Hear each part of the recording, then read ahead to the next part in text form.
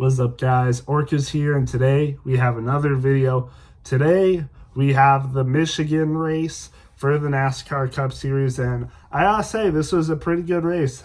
It was definitely maybe not as good as the Coca-Cola 600, but I definitely think, if we just skipped Nashville and if we just went straight from the Coca-Cola 600 to this race, it definitely would feel pretty good, honestly. And honestly, that's kind of what it feels like. It feels like we just kind of skipped Nashville and we went straight from the Coca-Cola 600 to here. And honestly, yeah, this race was pretty good, honestly. I wouldn't say like really good, like great, but it was really good. Almost like an A-tier race for me. Solid B plus, I would say. And it got pretty hectic at times. The finish was definitely really good. Like the last even like 30, 40 laps, I'm pretty sure it was. It was pretty good, I gotta say. And honestly, I feel like I have a little bit of a problem. Like I want to be non-biased when I do these race reviews. But I gotta say, like for a lot of this race, I was kind of in a bad mood. Like I was kind of like upset because Chase Briscoe's not doing well. Like, you know what I mean? I feel like I have a lot of expectations for Chase Briscoe. Like, man, he's won the pole 3 races in a row, and I know he got he got third at the Coca-Cola 600, but it's like whenever he gets the pole, he just immediately falls back. Like he falls back and just it takes everything that he has in order to get a solid finish after that. And it's frustrating to watch. It really is. Like when you see Chase Briscoe, like he wins the pole, but then by the end of the stage, he's in 4th. He's falling back. You can tell he's not as good as like the best drivers in the field. Heck, even you could say like, oh, and then you start to wonder, it's like, oh, well, if Chase Briscoe, what would it be like if Chase Briscoe didn't have the pole? Like, what happened if he qualified 15th? Would he able to freaking get up the field? Would he be able to gain spots, or would he just fall back like he is right now? And then after stage 1, it seems like he had a really long pit stop. He goes from 1st to 12th.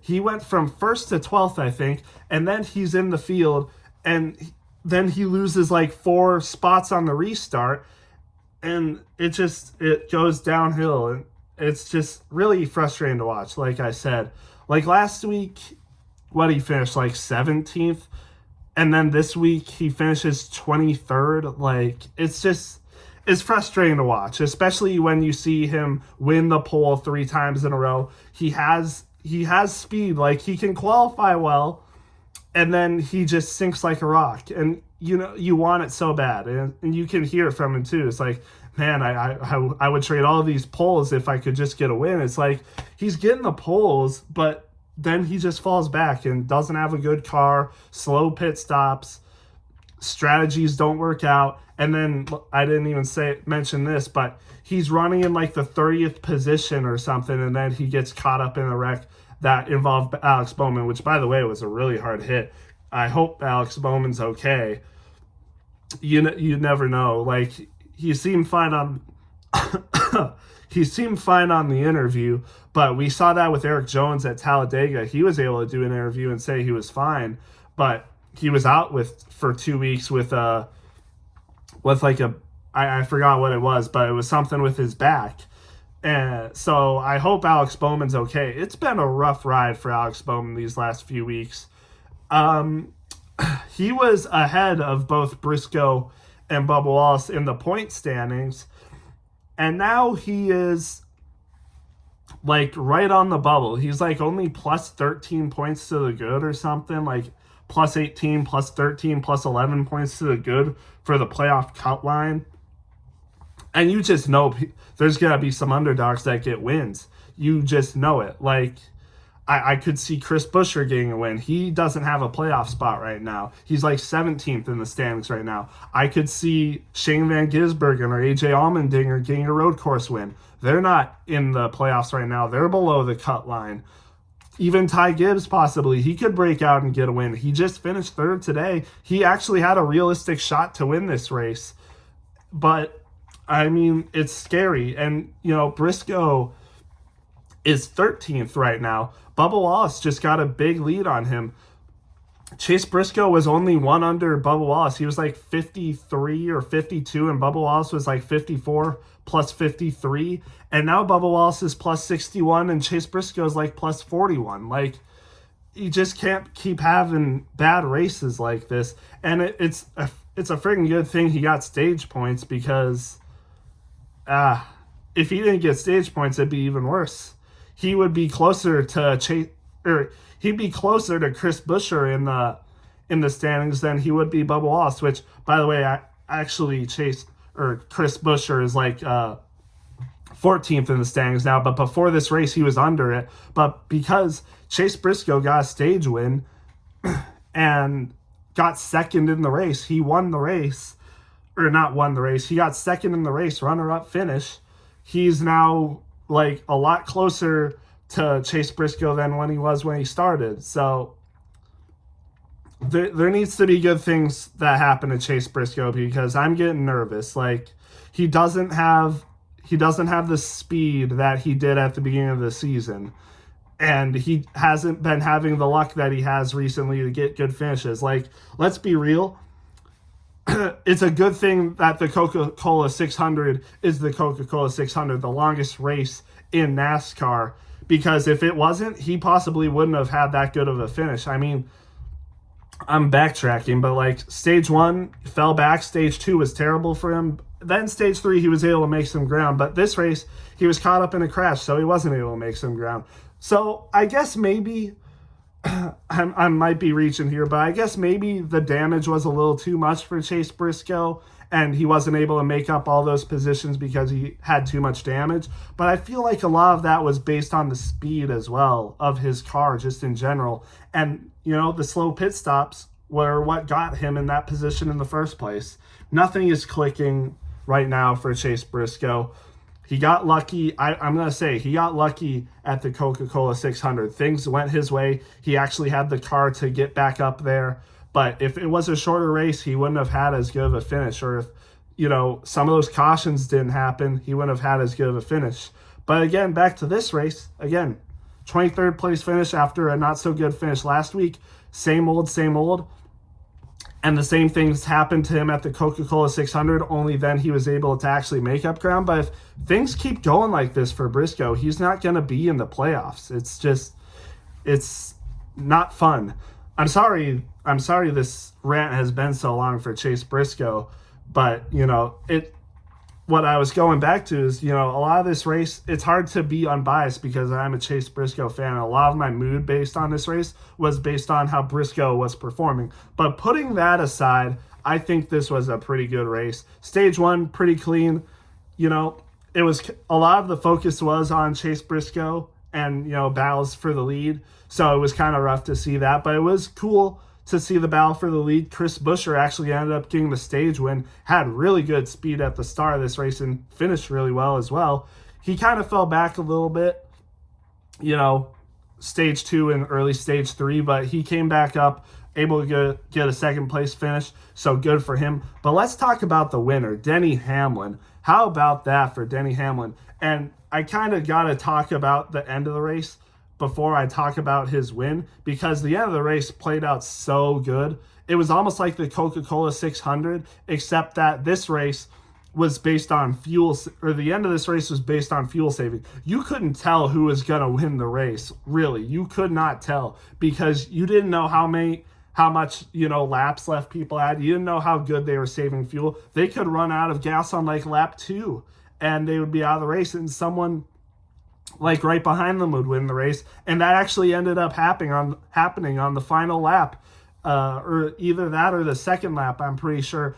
William Byron ran out of gas, had to go to pit road, and Denny Hamlin was the one that took the lead. And even before that, I'll say, Carson Hocevar was in the lead, looking to see if he could save fuel. Maybe he would, fall back a little bit, try to save more fuel, then go back up. But tragedy struck for him. Carson Hocevar blew a tire, had to go to pit road, and his race was done. Carson Hocevar was having such a good race today. It really looked like he could have broke through and won this race. Carson Hocevar has had insane speed lately. I mean, he's been running up there with Hendrick and Joe Gibbs Racing and Penske, and he's in a, let's say, he's in a second tier Chevy car. Like Spire is not Hendrick Motorsports. They are not the top dog for Chevy cars. But man, Carson Hocevar lately has really been looking like he has been because, again, he's racing up front. He's racing with the best in the business. William Byron and Denny Hamlin have been dominating these last few races, and Carson Hocevar has been running right up with them. He hasn't had the finishes to back him up, like the Coca-Cola 600 blows his engine, and then this race blows the tire. But think about last week. He got a second place finish because everything went right for him and nothing went wrong. Imagine if nothing went wrong for the Coca-Cola 600. Imagine if nothing went wrong today for him. We could have been talking about possibly Carson Hocevar getting his first win, or at least getting 3 top 5 finishes in a row. That would be crazy for Carson Hocevar in a Spire car. Again, let me say that again. A Spire car, a second tier Chevy car, not as good as you would think, or as compared to the Hendrick cars, but yet he's up there. Like, impressive stuff for Carson Hocevar. The results haven't backed it up, but he is running really good. And besides, I'm pretty sure he's like 18th or 19th in the standings right now. Like, he's doing good. If he can continue to run like he has been running and not have anything go wrong, he's going to be in the playoffs. I'm going to say that right now. He's going to be in the playoffs if he runs like that. But now we do have a lot of interesting races coming up. We got a lot of road course races, 4 road course races before the playoffs start, if I'm not mistaken. That's pretty crazy. Then we got, of course, Atlanta. Excuse me. We got Atlanta coming up. We got Daytona coming up. So we got 4 road course races and 2 super speedway races coming up. That's going to shake things up. So, and I know Carson Hocevar can be good at road course races too, and he can be good at super speedways too, because he's run good in both of those. But things can happen in those races. Like, they're not as traditional as the ovals. They're not as predictable. You know, things can go south really quickly in those races. So it's going to be an interesting next, half of the season, basically, before the playoffs start. It's going to be interesting. So hopefully he's going to be able to be consistent through those races because, unfortunately the finishes haven't been there for these races. But back to the race, like I said, Stage 2 was definitely the craziest. We had a red flag, which we haven't had in a while for the Cup Series. Hard crash for Alex Bowman. And again, I talked about it, but I hope he's okay because that was a hard wreck. Yeah, it was just bad. One of the hardest wrecks we've seen in a while on a non-drafting track for sure. And I was thinking we were going to see a bad wreck like that because last year we had the Corey LaJoie flip at Michigan. And I was thinking, we might see something similar because this is Michigan. They're going over 200 miles an hour at some points. So, yeah, that was a hard wreck. We had a lot of other stuff happen. Todd Gilliland, hard wreck. Unfortunate because he was running pretty decent. But, yeah, that was rough for him. We saw, this was one of the last, I think this was the last caution of the day, actually. But Ryan Blaney just spun on his own. He was running decent, not amazing, I would say, for his standards. But we were getting, I think 40 laps to go or something, spins out. He did finish the race, but multiple laps down, unfortunately. We saw a lot of other stuff like that. Cole Custer was involved with the Alex Bowman crash, so he didn't finish the race. John Hunter Nemechek was involved in a spin early with Noah Gragson, and then he had another incident, so he ended up not finishing the race. Unfortunate for him. And then, yeah, like I said, Ryan Blaney finished multiple laps down. Austin Cindric had some damage, finished pretty low. But I haven't really talked about Denny Hamlin all that much. Denny Hamlin wins the race again. Like I said, the fuel saving really, shaped out this race, and it really shouldn't be a surprise Denny Hamlin won this race. Denny Hamlin is the biggest veteran besides Kyle Busch. Denny Hamlin is the biggest veteran in this sport, and he arguably could be considered the smartest driver in the field. I'm not kidding. I legit think Denny Hamlin is the smartest driver in the field. He has the most experience, so shouldn't really be surprising to say that. But yeah, he played it perfectly. The fuel saving, it was like Denny Hamlin, William Byron, Kyle Larson, Ty Gibbs up front, as well as Chris Buescher, all had to play some fuel saving strategy, and Denny Hamlin ended up doing it the best. Kind of got lucky with Hocevar having that tire go down, and then William Byron ran out of fuel. But hey, I think that was all planned for Denny Hamlin. He ends up winning the race, and now he has 3 wins, tied for Christopher Bell and Kyle Larson for the most wins on the season. And speaking of Christopher Bell, it's kind of been rough lately for Christopher Bell. He's had good finishes, don't get me wrong, but it's been since race 4 since he's had a win. And I guess that kind of just happens. But Christopher Bell ended up finishing 16th today. Never had a really good car today. Spent very little time in the top 10. Just a weird day for some experienced drivers, like I said. Weird day for experienced drivers. Like I said, William Byron run out of fuel. Ryan Blaney, like I said, Alex Bowman, Austin Cindric. I know he's not experienced, but Carson Hocevar, he was having a good day and just didn't have a good finish. So, yeah, unfortunate for those guys. But again, really good race today. I would give it like a B+. I have the hiccups right now. I'm sorry. Hopefully I can get that under control. But yeah, it was a good race today. The fuel saving at the end was definitely a highlight. The chaos in stage 2 was definitely a highlight. The racing was really good. You were able to pass, but not, that amazingly well. Like, it wasn't insane like a Kansas race last year. But, or even like Denny Hamlin and, William Byron training the lead blow for blow in the Coca-Cola 600. But it was still pretty good racing, and you were able to pass decently, unless you had damage or, you just didn't have a good car like Chase Briscoe. Still, I try to look past that because I think, without my bias for Chase Briscoe, this was a good race. I'm just a little disappointed of how he's been performing lately, along with his team. It's not just Chase Briscoe that's performing bad, it's his team as well. And, it's just been unfortunate. It's been a rough few weeks, even though, like I said, he got that third at the Coca-Cola 600. You have to think he could have had that win if his car was completely consistent that day. So, little rough. But anyways, let's get to the rest of the drivers. Again, like I said, Denny Hamlin, good win for him. Chris Buescher, good follow-up. Man, I hope Chris Buescher is able to make the playoffs because he's been such a good driver. He just, hasn't been able to get that win. He had that second place last year at Kansas by 0.001 seconds. He was racing for the win at Darlington. And then, last year he went on to win the second race in the playoffs at Watkins Glen. So, hey, Watkins Glen's out of the playoffs this year with a lot of other road course races. Honestly, people are thinking, oh, excuse me.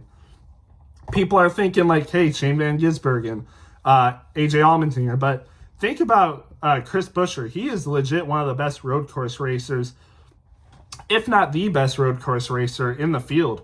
And there's 4 coming up. So, hey, I wouldn't be surprised if he wins in one of those. So, watch out for him. Ty Gibbs with the 3rd place finish. Really good for him. He's been struggling a lot.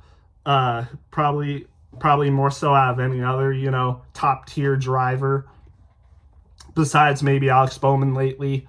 But it's been rough, but he can bounce back. He's like -50. He could bounce back and get into the playoffs off of points. It'd be pretty hard, but he could do it. I think he could. Bubba Wallace in fourth. Great finish for Bubba Wallace. After a rough month, it's been really good lately. He had a top 5 finish last week, I'm pretty sure. Backs it up with a 4th place finish today. See, why are the 2311 cars running better than the JGR cars? That doesn't make sense to me. How are the 2311 cars running better than the JGR cars? How is that a thing? But, oh well. See, this is what Chase Briscoe should be running like. I don't get it. I really don't. I really don't get how this is possible. But congrats to him. Now he's like plus 20 over Chase Briscoe. Like, I mean, he's performing well. He performed really well at the beginning of the season, and now he's kind of back on that grind. I know historically he hasn't been the best at road courses, but honestly, I think Bubba Wallace, he might make the playoffs for sure, based off of just points alone. There's a lot of drivers in contention to make the playoffs off of points alone. They just better hope no surprise drivers get wins, because that would really shake things up. Because I think there's a lot of drivers that deserve to be in the playoffs off of points right now. And, you can't have them all. So it's going to be rough. Kyle Larson, 5th. Really not much to say about him. Just a consistent race. I'm surprised he didn't try anything like absolutely insane. He just played it safe for the most part today and got a top 5. So good for him. Ross Chastain, 6th place. Zane Smith, 7th place, really good. By far the best front row car today, I'm pretty sure, with his teammate wrecking and Noah Gragson had a spin, was never able to make up anything after that. So, Zane Smith's been pretty good this year, honestly. He's someone in contention too, off of points. Like, he's not doing bad at all, for sure. Kyle Busch, 8th, really good. He needed that because he's also in the battle for a spot in the playoffs based off of points. He just has to hope no one under him does it, gets a win before him, which is possibly likely because Shane Van Gisbergen's in the field and so is AJ Allmendinger. And the Kaulig cars have been running a lot better this year, even on the ovals. So if Kaulig has this speed on the ovals, I can only imagine what they're going to give him on road courses. Especially, when we get to Watkins Glen, Chicago, Sonoma, and, Mexico City next week, which no one basically has raced on, at least in a very long time. And AJ Allmendinger is one of those people that actually has raced at Mexico City before. So I know it's been a long time, but, you got to watch out. Then Ryan Preece finishes right behind Kyle Busch, 9th place finish. How about that? And then right behind him, Brad Keselowski with the top 10 finish. All RFK cars in the top 10 today. That's definitely an achievement. And I know Ford is really good has been notoriously really good at Michigan, but still, I mean, besides Zane Smith, the only other Fords in the top 10 were the RFK cars. So 4 Fords in the top 10. The only one that wasn't an RFK car was Zane Smith. But Ryan Preece, Brad Keselowski, really good for them. I'm pretty sure Ryan Preece and Kyle Busch are both neck and neck for the final spot in the playoffs right now. I'm pretty sure Ryan Preece has it right now with the +0. He's in the 16th spot, and Kyle Busch is right behind him, -0 technically, and he's in 17th. So it's going to be a pretty crazy battle going into the road course races and for the rest of the season. Eric Jones with an 11th. I mean, again, Legacy, they're showing speed as well, so really good for him. Josh Berry was running up front for a lot of the day with the 12th place finish, so good for him. Tyler Reddick, 13th. Daniel Suarez, 14th, so pretty good for him. He needs these kind of races, and again, also Daniel Suarez. He could be a surprise driver that wins. Mexico City, it's his home track. He's from Mexico. You never know. And his first win was on a road course race. So we'll just have to wait and see. And then rounding out the top 15, Chase Elliott, just another really kind of mediocre day for him. There was a time where he battled for the lead, but then there was a caution right after, and then all the caution strategy and stuff kind of jumbled up the field, and he went back down to this kind of area, finishes 15th. So what can you do? 16th, I'll kind of go by these a little faster now. 16th, Christopher Bell. Again, I don't know what's with some of the JGR cars. It seems like there's two. It seems like every race there's two JGR cars that don't do that well, and there's two JGR cars that do well. It's weird. And it's kind of the same thing with Hendrick Motorsports too. I don't know why that is. Maybe it's because they have 4 cars. I don't know. Maybe the move is 3 cars, because we saw it with RFK. All their cars finished in the top 10. So I know Brad Keselowski had a really rough start to the year, but I mean, a lot of that was bad luck, to be honest. AJ Allmendinger, like I said, could be a threat in these next coming races for the road courses. Finishes 17th, not terrible. Shane Van Gisbergen, another top 20 on Oval, not bad for him either. He's picking up speed, and if he's able to have this kind of speed but at road courses, he's probably going to win. Austin Dillon 19th, Ricky Stenhouse 20th, Justin Haley 21st, Joey Logano 22nd, Chase Briscoe 23rd. Rough day. Yeah, again, I don't want to beat a dead horse, but a lot of my mood during this race was kind of based off of Chase Briscoe, but when I put those feelings aside, this was still a pretty good race. Ty Dillon 24th, Riley Herbst 25th, Cody Ware 26th, Noah Gragson 27th. Looked like he had a fast car, but again, was caught up in that spin, unfortunately. William Byron 28th, had one of the best cars all day, like usual, like he has had for the last few races, but ran out of gas, unfortunately. Had the fastest lap, though, today. So, and right behind him, Carson Hocevar, who also had one of the fastest cars today. Unfortunate for him. Michael McDowell 30th, Austin Cindric 31st. Ryan Blaney, like I said, had that caution, ends up finishing a lot of laps down. And then, like I said, the DNFs, Todd Gilliland, John Hunter Nemechek, Cole Custer, and Alex Bowman. I'm sorry, guys. I've had like this weird sickness, allergies, whatever, for a long time. Started with a sinus infection, and I guess it's kind of still healing away, but yeah, overall good race. I would probably give this race like an 8.3 out of 10, so just below an A-, I would say. Again, let me know what you guys thought. Pretty good race. Again, like I said, just below an A-, I would say. B+. It's been good the last few weeks. Been a pretty good, consistent last few weeks in terms of racing quality, so I'm happy to see that, and hopefully Mexico City performs and puts on a good show tomorrow, or next week, I should say. So with that being said, I'll see you guys in the next one.